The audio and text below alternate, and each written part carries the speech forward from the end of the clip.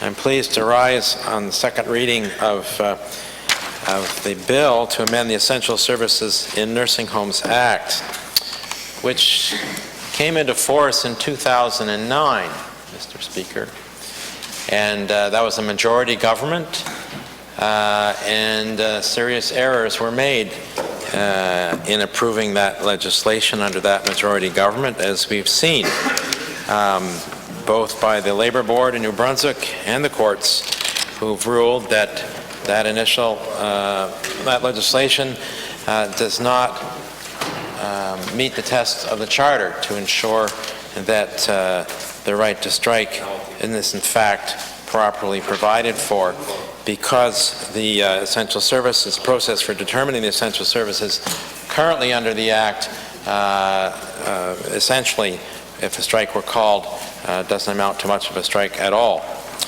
So there's a constitutional right to strike, and the courts recently ordered essentially this legislature to fix the legislation and ensure that it's compliant with the Charter. Now, I listened to the Minister of Social Development's statement, and I read it as well carefully. And in it, she says the primary purpose of the amendments as proposed is to attempt to make the legislation compliant with the Charter of Rights and Freedoms in view of the rulings by the Labour and Employment Board and the courts. That's what it should be. It should start there and end there, Mr. Speaker. If it were that, restricted to that, this would be a far easier debate. We would be debating, the specifics of the process to determine essential services, and whether, it should be looked at, each nursing home should be looked at on a case-by-case basis, whether they be divided into small, medium, and large, whether there's just one boilerplate for all of them. Those are the kinds of debates we would be having, Mr. Speaker, on the details of the bill, which could be examined on their merits at committee, and if improvements could be made, they'd be made, and away we would go, Mr. Speaker. So that's straightforward. The first part of it, the largest part of this bill, is just that. It's designed to put in place a process to determine what constitutes essential services in nursing homes in a way that's compliant with the Charter. Straightforward, no problems. We could do that. And in the first 16 provisions of the amendments, that's what it does. It comes to a point where it says if the order is issued under Section 8 or 9, 4 substantially interferes with the meaningful collective bargaining process, then either party can make application to the Labour Board for binding arbitration. The board makes a determination on a referral to binding arbitration. They decide no to binding arbitration, or they say yes to binding arbitration.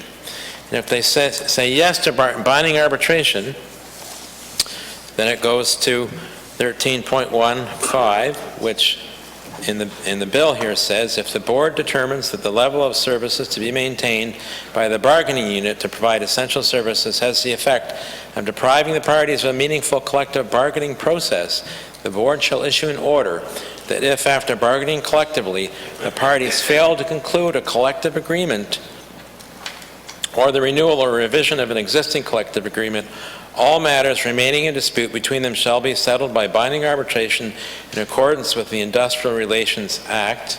And if it stopped there, Mr. Speaker, all would be good.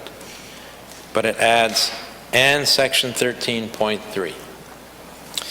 And that's where we run into trouble, Mr. Speaker, because Section 13.3 doesn't deal with the process for developing what constitutes essential services and how to ensure that that's fair and done well and respects the Charter, but injects into this bill, Mr. Speaker, something that doesn't belong here, that is inconsistent with the goals of this bill.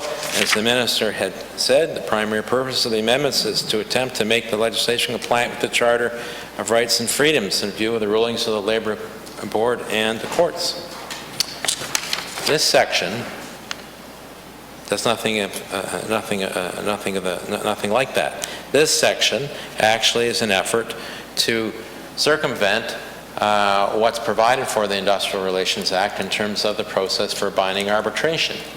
Now, Mr. Speaker, if the Premier wants, as he does, apparently wants to change provisions under the Industrial Relations Act, well then let him bring forward a bill, or one of his ministers bring forward a bill to do just that, to amend the Industrial Relations Act, and we can have a debate on the specifics of that. Disconnected from the primary purpose of this bill, which is to put in place an appropriate process to determine what constitute essential services with all the mechanisms to ensure that that's done fairly, Mr. Speaker. So at the end, the right to strike is maintained effectively and nursing home residents are well protected and kept safe. Everyone wins in that case, Mr. Speaker. But no, for some reason the Premier has injected this, what I would call a poison pill, into this bill to add provisions around binding arbitration in the process of negotiating collective, or when the negotiations don't bear anything for arriving at a new collective agreement, and that is the problem, underlining the basic premises of collective bargaining that occur and provided for in the Industrial Relations Act, by putting things like conditions around collective bargaining, or binding arbitration. So he's attached this provision, which has nothing to do with the objectives of this bill, into this bill. So, Mr. Speaker, at committee, certainly we'll want to see amendments to remove this unconnected, irrelevant provision to the purposes of this bill taken out, so we can go forward. We've got to ensure that the process is in place for establishing what constitutes essential services for nursing homes before we leave this House for the Christmas break. Absolutely. Absolutely. It would be so much easier if the Premier had not insisted on adding this unrelated clause to the bill. But he did. So we'll have to work hard at committee to try and address that and deal with it. It's interesting, Mr. Speaker, we have a huge problem with recruitment and retention of nursing home workers because of the pay and because of the working conditions. We saw that in Campbellton, where so many elderly folks were stuck in the hospital because, despite the fact there were open beds in the nursing home, they didn't have the staff.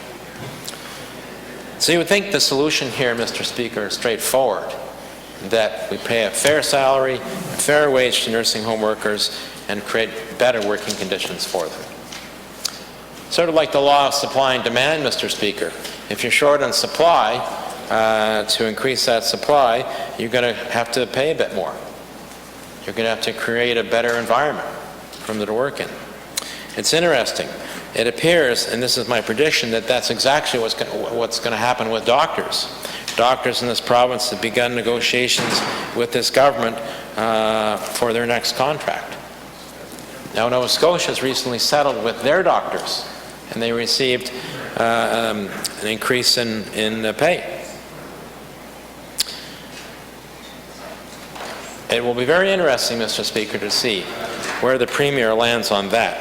My hunch is he will agree to provide the same increase in pay to New Brunswick doctors that Nova Scotia doctors have received. Why?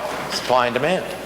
We've got a lot of people on waiting lists waiting for physicians, don't have family doctors. And so, presumably, he's going to want to ensure that the wages paid to doctors in New Brunswick under Medicare are competitive with their colleagues in Nova Scotia, a province very similar to ours, Mr. Speaker. Very similar. Facing all the same challenges we face, Mr. Speaker. But I project that he will do that. Now, why would he do that and not treat nursing home workers in the similar vein. In fact, the so-called final offer, Mr. Speaker, made by government to nursing home workers took away sick days. Took away sick days. In other words, would cause them to slide backwards, Mr. Speaker. That's just poking a person in the eye after they've gained something over a period of time. And particularly with their working conditions, one can see why they would utilize sick days to keep themselves healthy with the working conditions they operate. It's hard work, Mr. Speaker, as we all know, and it's important work. In fact, when you think about caring for our seniors, it's some of the most important work that's done in the province. Caring for our seniors who need the care, along the lines of caring for those who are deathly ill or who are too young to care for themselves. These things need to be paid properly. These jobs, these vocations need to be compensated properly. And in the case of nursing home workers, it's not the case. And nor is it the case that their working conditions are appropriate for the work that they have to do. So these things have to be addressed, Mr. Speaker. But that's really not what this bill was supposed to be about. The bill is supposed to be about ensuring that appropriate processes in place to agree on what constitutes essential services in nursing homes in the event of a strike. So, Mr. Speaker, we've got a problem here. We've got a big problem in that this reminds me of what happens often in the United States, where provisions will get attached to a budget bill that have nothing to do with the budget that get attached there because they want to ram something through as part of the budget, and it's easier to do that than to do it on its own. The easiest thing here, Mr. Speaker, would be for the Minister, or the Premier, or I guess the Minister in this case, to withdraw the bill and bring it back with the offending portion severed, and then we could move forward rapidly. Or, at the committee, amend the bill herself, to remove the sections that are problematic. In section, under section 13, proposed amendment to section 13, Mr. Speaker, where, for example, it says 13.34, which is the particular problem, in rendering an arbitral award, an arbitrator shall, not may, but shall, so must, consider the following factors for the period that the arbitral award will apply. And it goes on to include factors such as the wages of other unionized private sector employees in New Brunswick and non-unionized private sector employees in New Brunswick, which is a bit like comparing apples with oranges, because we know for sure that unionized employees do better, as they should, as everyone should, on wages compared to non-unionized employees. So that comparison is problematic. But then it goes on to look at the employers. They must consider the employer's ability to pay in light of the fiscal situation of the province. Well, Mr. Speaker, that is just meaningless, really, when it comes down to it. You think about this. As I said, wanting to keep the doctors' wages competitive in New Brunswick with those of Nova Scotia after the recent settlement there. Is the Premier going to say, sorry, we don't have the money for that? I doubt it. If the Premier in the upcoming budget or the Finance Minister wants to reduce corporate taxes, they can go ahead and do it. They can go ahead and do it. And then turn around and say, well, sorry, because we reduce corporate taxes, we don't have the money to improve wages for nursing home workers. I mean, it is a meaningless in the end, a meaningless thing that can be used by the government for nefarious reasons. That this provision is all about priorities. What are the priorities of government in terms of how it expends its budget and how it raises the revenue for its budget? So it's all about its priorities. It's not about how much money in reality that they've got to work with, because they make decisions all the time. I remember, Mr. Speaker, when a former government, John Graham's government, dramatically slashed taxes, which arguably helped get us into the fiscal mess that we've been in for many years now. Took away so much revenue. It was unbelievable. And,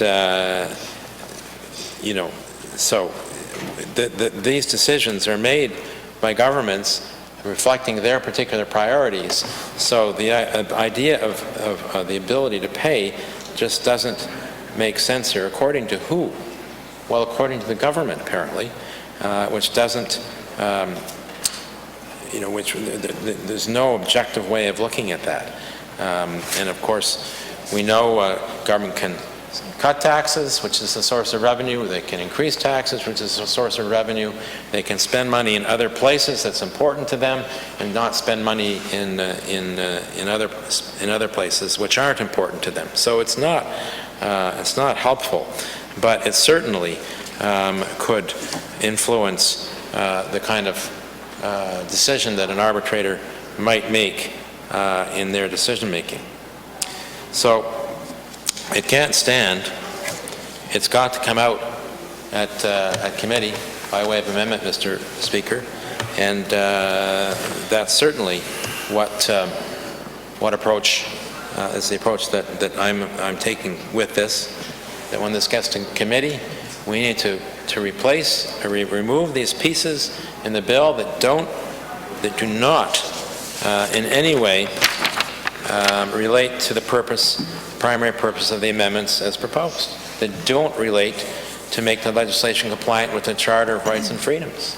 Remove those provisions that don't have anything to do with responding to the rulings by the Labour Board and employment and the courts. That's what we should be focusing on, Mr. Speaker, and only those things in this bill. The extraneous provisions here should be dealt with differently, and if the Premier feels strongly about them, let him bring them back as amendments to the Labour Relations Act or some other bill. But take them out of here. They don't belong here. They are only making it more difficult for us to ensure what we need to ensure, that is comply with the Charter of Rights and Freedoms, to make sure this legislation complies with the Charter, and that we comply with the rulings of the Labour Board and the courts, Mr. Speaker. That's what we need to be focused on. That's what I'm focused on, and that's how I will conduct myself in the debate at second reading at committee and discussions around any amendments that come forward to address this situation. But really, before we get there, the Minister has a chance to make those amendments herself, to speed this bill through, to get the work done, to address its primary purpose as she articulated here, and we can all go home for Christmas. Thank you, Mr. Speaker.